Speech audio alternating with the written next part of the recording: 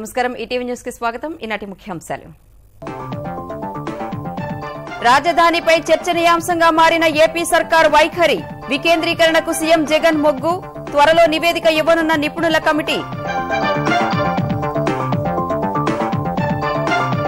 అమరావతిలో చట్టసభలు ఉండొచ్చన్న సీఎం జగన్. విశాఖలో కార్యనిర్వాహక విభాగాలు. హైకోర్టును కర్నూలుకు తరలించే యోచన.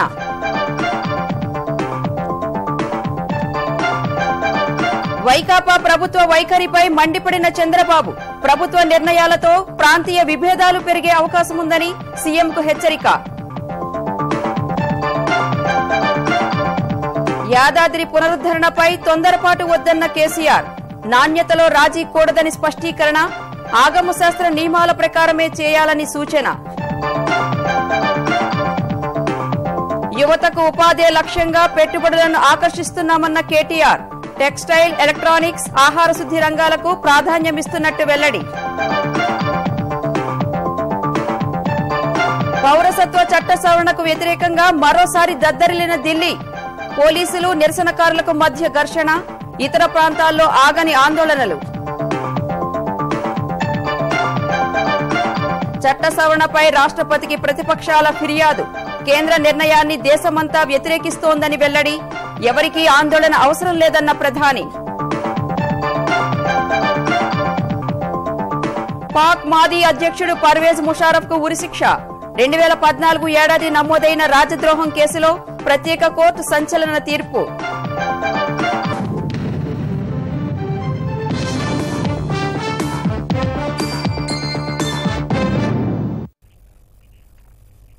వికేంద్రీకరణ ప్రధాన ఎజెండాగా ఆంధ్రప్రదేశ్కు 3 రాజధానులను ఏర్పాటు చేసే అంశంపై ప్రభుత్వం ఆలోచన చేస్తోంది. ఈ విషయాన్ని ముఖ్యమంత్రి జగన్ స్పష్టంగా చెప్పారు.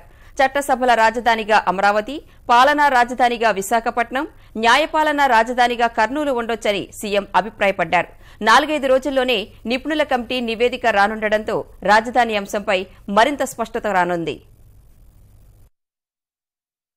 ఆంధ్రప్రదేశ్లో 3 రాజధానుల అంశాన్ని ఏపీ సర్కార్ తెరపైకి తీసుకువచ్చింది. అమరావతి కట్టాలంటే 1,00,000 కోట్లు కావాల్సి వస్తుందని ప్రభుత్వం పదే పదే వివిధ వేదికలపై చెబుతోంది. ఇప్పటి వరకు అమరావతి రాజధానిగా కొనసాగుతుందా లేదా అనే సందేహాల మధ్య ఏపీలో 3 రాజధానులపై జగన్ వ్యక్తం చేసిన అభిప్రాయం చర్చనీయాంశంగా మారింది. నిపుణుల కమిటీలు నివేదిక ఇచ్చిన తర్వాత సరైన నిర్ణయం తీసుకుందామని ప్రభుత్వం ప్రతిపాదిస్తోంది. 3 ప్రాంతాల్లో 3 కీలక వ్యవస్థలను ఏర్పాటు ద్వారా పాలన మరింత సులభమవుతుందని, ప్రజలకు మరింత చేరువ కావచ్చన్నది వైకాపా ఆలోచనగా కనిపిస్తోంది. అమరావతిని లెజిస్లేచర్ క్యాపిటల్ గా కొనసాగిస్తూ విశాఖను ఎగ్జిక్యూటివ్ రాజధానిగా చేయాలనే ఆలోచనను సీఎం బయటపెట్టారు. విశాఖలో నామమాత్రపు ఖర్చుతో పాలనా యంత్రాంగాన్ని ఏర్పాటు చేసుకోవచ్చనేది ప్రభుత్వ యోచన.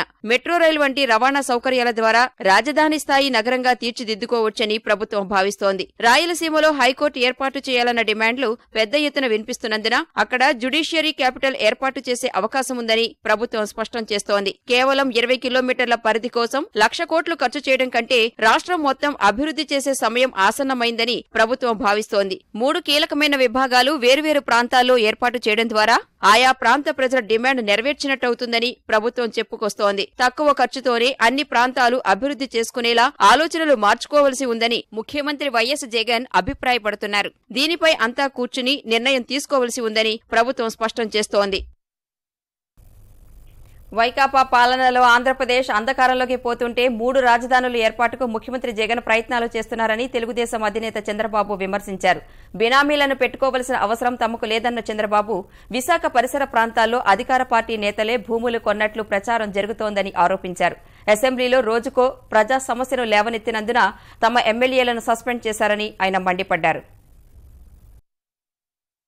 ఆంధ్రప్రదేశ్ రాజధాని అమరావతి విషయంలో ముఖ్యమంత్రి జగన్ ఆలోచనా ధోరణి సరికాదని తెలుగుదేశం అధినేత చంద్రబాబు మండిపడ్డారు. తెలుగుదేశం ఎమ్మెల్యేలను అసెంబ్లీ నుంచి సస్పెండ్ చేసినందుకు నిరసనగా ప్రజావేదిక వద్ద చంద్రబాబు, తెలుగుదేశం ఎమ్మెల్యేలు నిరసన తెలిపారు. అమరావతిపై మైండ్ గేమ్ ఆడుతున్నారని చంద్రబాబు విమర్శించారు. శాసనసభ, సచివాలయం, హైకోర్టు వేర్వేరు చోట్ల ఉంటే అనేక ఇబ్బందులు తలెత్తుతాయని స్పష్టం చేశారు. తప్పుడు నిర్ణయాల వల్ల ప్రాంతీయ విభేదాలు పెరిగే ప్రమాదముందని చంద్రబాబు హెచ్చరించారు.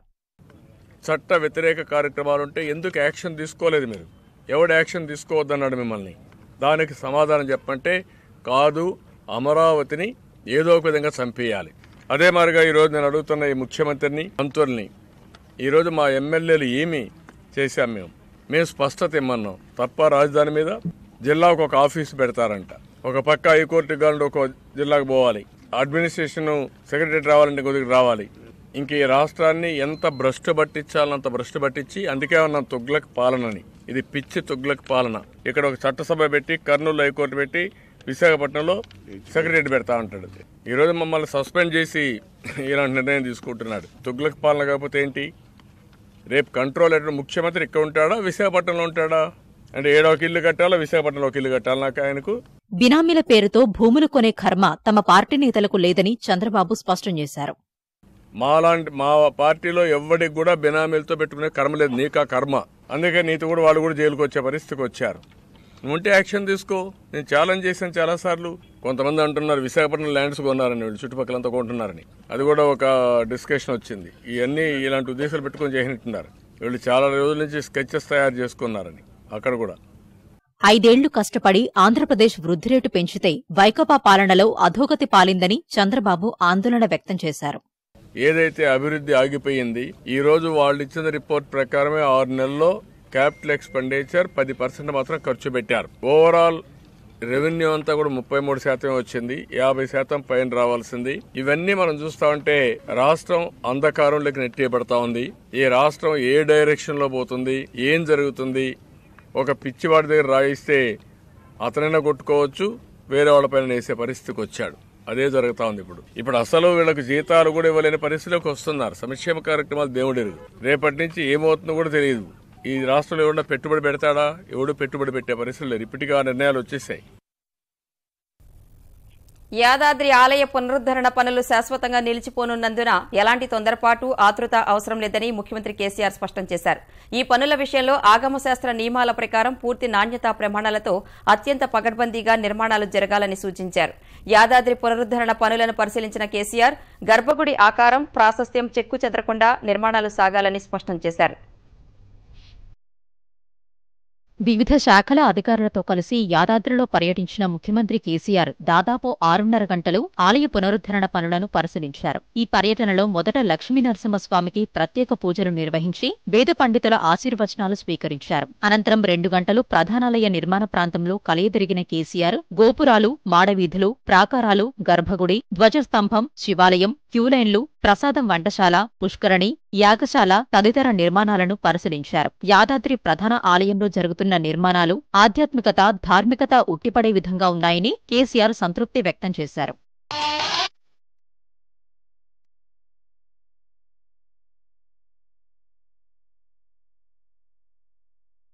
ఆలయ నిర్మాణ పనులు ఒక గడువు పెట్టుకుని చేసేవి కావని, శాశ్వతంగా ఉండాల్సిన నిర్మాణాలైనందున ప్రతి విషయంలో చాలా జాగ్రత్తలు తీసుకోవాలని కేసీఆర్ అన్నారు. గర్భగుడి ఆకారం, ప్రాశస్త్యం చెక్కు చెదరకుండా నిర్మాణాలు సాగాలన్న కేసీఆర్ ఈ విషయంలో తొందరపాటు పనికిరాదన్నారు. అన్ని జాగ్రత్తలు, నాణ్యతా ప్రమాణాలు పాటించాలని సూచించిన కేసీఆర్ ప్రతి నిర్మాణం నియమాలను అనుసరించి సాగాలని సూచించారు. దేశ విదేశాల్లో నరసింహస్వామి భక్తులున్నారని చెప్పిన కేసీఆర్ రాబోయే కాలంలో యాదాద్రికి వచ్చే భక్తులకు దైవ దర్శనం, వసతి, పుణ్యస్నానాలు, తలనీలాల సమర్పణ సహా ఏ విషయంలో ఇబ్బంది లేకుండా ఏర్పాట్లుండాలని సూచించారు.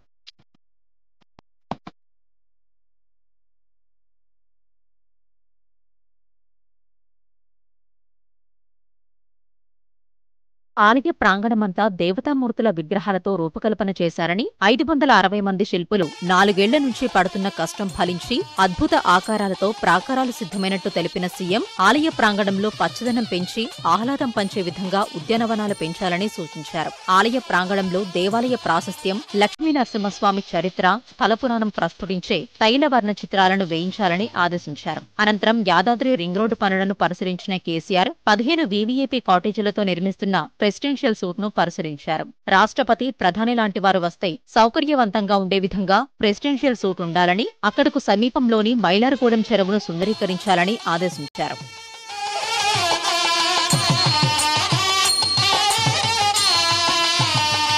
ప్రధాన దేవాలయం ఉండే గుట్ట నుంచి రింగ్ రోడ్ మధ్య భాగంలో గతంలో అనుకున్న ప్రకారం నిర్మాణాలు సాగాలని కేసీఆర్ సూచించారు. కోనేరు నిర్మాణ పనులను వెంటనే ప్రారంభించాలని ఆదేశించారు.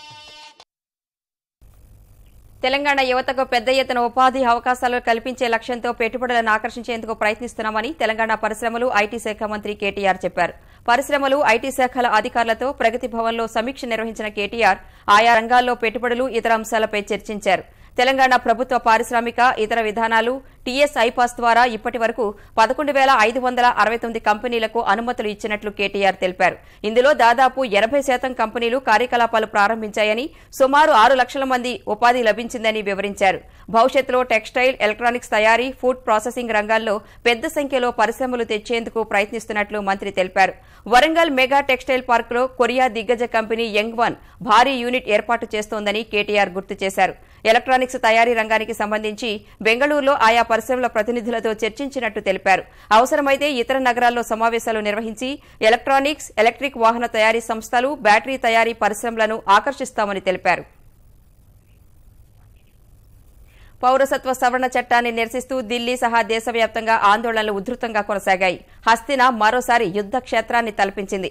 ఈశాన్య ఢిల్లీలో చేపట్టిన ఆందోళనలు హింసాత్మకంగా మారగా పోలీసులకు, నిరసనకారులకు మధ్య ఘర్షణ చోటు చేసుకుంది. దేశంలోని ఇతర ప్రాంతాల్లో విద్యార్థులు, రాజకీయ పార్టీలు నిరసనలు చేశాయి. కేంద్ర ప్రభుత్వ వైఖరికి వ్యతిరేకంగా నినాదాలు చేశాయి.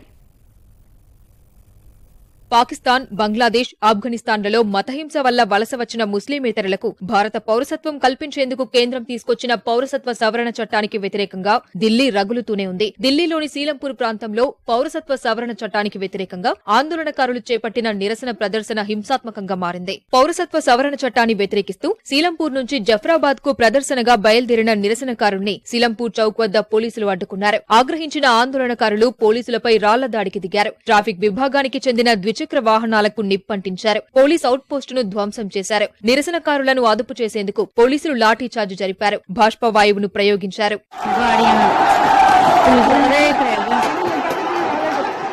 నిరసనకారుల ఆందోళన నేపథ్యంలో ఢిల్లీలో 7 మెట్రో స్టేషన్ల గేట్లను మొదట మూసివేసి తర్వాత తెరిచారు. మధ్యాహ్నం చెలరేగిన హింస సాయంత్రానికి అదుపులోకి వచ్చింది. మరోవైపు జామియా మిలియా ఇస్లామియా విశ్వవిద్యాలయ విద్యార్థులు శాంతియుత నిరసన చేపట్టారు. కొందరు స్థానికులు జాతీయ పతాకాలను చేతబట్టి ఆందోళనలో పాల్గొన్నారు. ట్రాఫిక్ కు అవాంతరం లేకుండా నిరసన చేపట్టారు.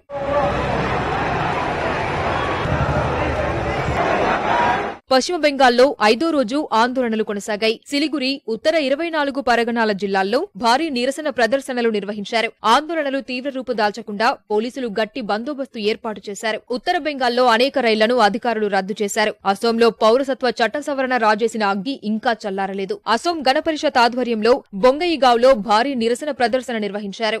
పౌరసత్వ చట్టాన్ని వ్యతిరేకిస్తూ డీఎంకే తమిళనాడు వ్యాప్తంగా ఆందోళనలు చేపట్టింది. కాంచీపురంలో జరిగిన నిరసన కార్యక్రమంలో డీఎంకే అధ్యక్షుడు స్టాలిన్ పాల్గొన్నారు. చెన్నైలో జరిగిన నిరసన ప్రదర్శనలో డీఎంకే ఎంపీ కనిమొళి పాల్గొని కేంద్ర ప్రభుత్వ విధానాలపై విమర్శలు గుప్పించారు. కేరళ తిరువనంతపురంలో విద్యార్థి సంఘాలు, రాజకీయ పార్టీలు ఆందోళనల్లో పాల్గొన్నాయి. నిరసనకారులు రోడ్డుకు అడ్డంగా ఏర్పాటు చేసిన బ్యారికేడ్లను దాటుకుని వెళ్లేందుకు యత్నించగా పోలీసులు జలఫిరంగులను ప్రయోగించారు. ఉత్తరప్రదేశ్లోని ఇంటిగ్రల్ విశ్వవిద్యాలయ విద్యార్థులు భారీ నిరసన ప్రదర్శన నిర్వహించారు. పౌరసత్వ చట్టాన్ని ఉపసంహరించుకోవాలని విద్యార్థులు నినదించారు.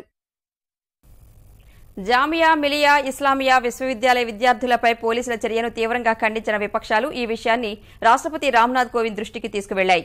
ఈ మేరకు కాంగ్రెస్ అధ్యక్షురాలు సోనియాగాంధీ నేతృత్వంలో రాష్ట్రపతిని కలిసిన పలువురు విపక్ష పార్టీల నేతలు జామియా విద్యార్థులపై పోలీసుల చర్యకు సంబంధించి న్యాయ విచారణ జరిపించాలని కోరారు.